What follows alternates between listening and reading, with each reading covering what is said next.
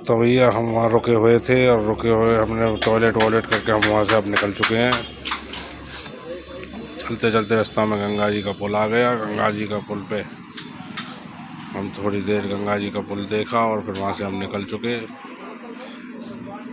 बहुत दूर का सफ़र था, इसलिए भाई आधी बाइक मैंने चलाई, आधी बंटी ने चलाई और वहाँ से पहुँचे हम। अभी बहुत टाइम लगा हमें पहुँचने में। कई हाईवे मिले। उत्तर प्रदेश एक बात तो है, बहुत सुंदर उत्तर प्रदेश है। उसमें रोड बहुत बड़े बड़े हैं और एकदम सफा रोड है, कहीं से टूटा ना मिला, कहीं से फूटा भी नहीं मिला हमें। और एकदम बढ़िया रोडों पे चल के गए। हाईवे बहुत बड़े बड़े बनाए रखे हैं यूपी सरकार ने। और फिर हमें मिल गई नदी, और नदी के सहारे हम कम से कम कई किलोमीटर चले, 7-8 किलोमीटर, 7-8 किलोमीटर चले। यहाँ ट्रैफिक बार बार गाड़ी आ रही है यहाँ का और निकल रही हैं। हम दोनों भाई अपने जा रहे हैं उस पर बैठ के बाइक पे। फिर आगे हाईवे से हम निकल गए। चलते गए रास्ते में भाई थक गए हम वहाँ मनोना धाम जाने के लिए, क्योंकि हमने रास्ता देखा नहीं था भाई। तो पूछते पूछते गए, कुछ लोकेशन की मदद से गए। बाकी हम धीरे धीरे शाम को हम अपने आराम से पहुँच। भाई मनोना धाम को दूर से ही नज़ारा देखने लायक हो। 1 किलोमीटर दूर से ही लाइट लग रही मनोना धाम में। एकदम भयंकर नज़ारा हो, मस्त देखने लायक। तो हम देखते देखते पहुँचे हुए। बड़ा मन लग रहा मनोना धाम में। इतना मन लग रहा सोचते ही जैसे हम श्री श्याम के जयकारे बोलते बोलते दम में मनोना।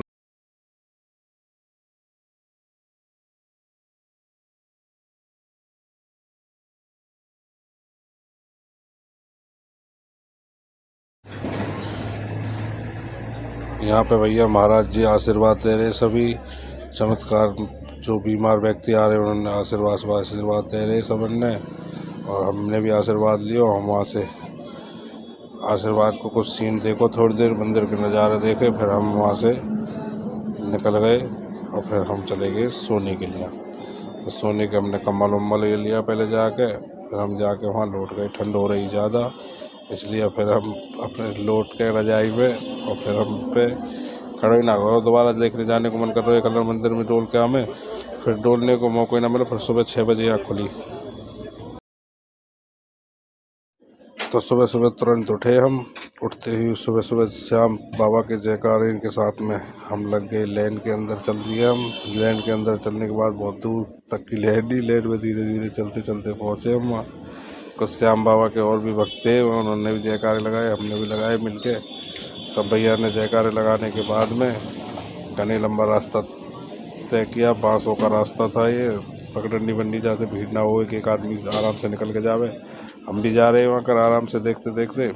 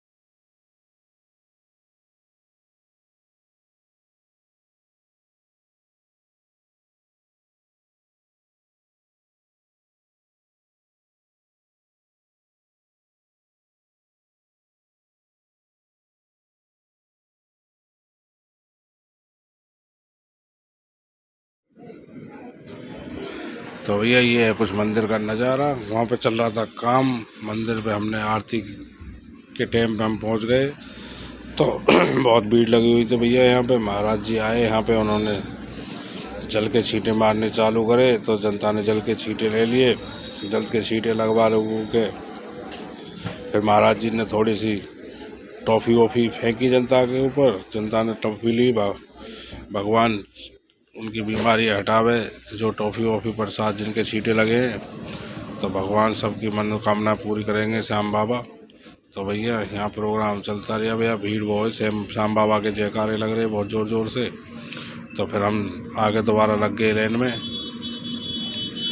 दूसरी साइड में। तो यहाँ से हमें जाना था महाराज जी से मिलने के लिए। देखो महाराज जी टॉफ़ियों के छींटे लगा रहे हैं।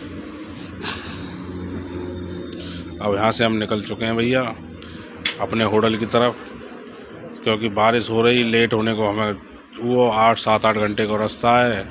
तो यहाँ वजह से भैया हम निकल चुके हैं वहाँ से। श्याम बाबा के दरबार पे थे। तो जय श्री श्याम दोस्तों, हमारे आपने ब्लॉग देखो हमारा, आप अच्छा लगा हो तो भाई साहब लाइक करना, शेयर करना। और हम यही दुआ करेंगे कि श्याम बाबा आपकी दुख दर्द सब दूर कर दें। तो वहाँ से निकल गए। तो रास्ते में चलते चलते भैया देखो पुल पे कितने बढ़िया बढ़िया झंडे लग रहे हैं श्री राम जी के। बहुत अच्छा लग रहा है पुल। तो पुल से पहुँचते ही आ गए हमने, देखो गंगा जी आ गई है। तो गंगा जी निकलते ही वहाँ गंगा जी के घाट पे पहुँचने की सोची हमने। तो बंटी कह रहा हो कि